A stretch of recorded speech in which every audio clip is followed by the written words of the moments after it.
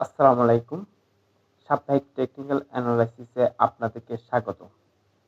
গত সপ্তাহে আমরা আলোচনা করেছিলাম মার্কেট একটি সাইডওয়ে মধ্যে রয়েছে, যার পয়েন্টসমূহ হচ্ছে ৫,৩৯০ এবং ৫,০০০। এই বক্সের মধ্যেই মার্কেটটি সাইডওয়ে আছে। তার সাথে আমরা এটাও বলেছিলাম যে মার্কেট অনেকটা ডাউন ট্রেন্ডে থাকার প্রবণতা আছে, যা গত সপ্তাহে আমরা দেখতে পেরেছি। এখন প্রশ্ন হচ্ছে, আগামী সপ্তাহ তথা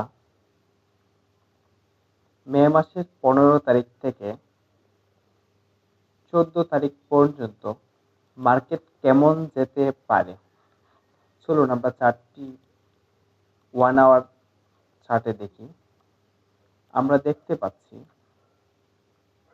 তার রেজিস্ট্যান্স লেভেল ৫,৩৯০ থেকে স্পর্শ না করেও কিছুটা ডাউন ট্রেন্ডের প্রবণতা আছে, এবং যদি তার বর্তমান মাইক্রো যে একটা সাপোর্ট আছে ৫,২২১, সেটা যদি ভেঙে যায় তাহলে এই সপ্তাহ ঠিক নেগেটিভে যেতে পারে।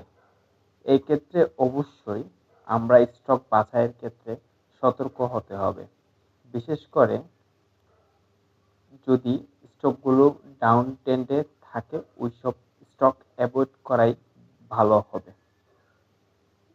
ধন্যবাদ।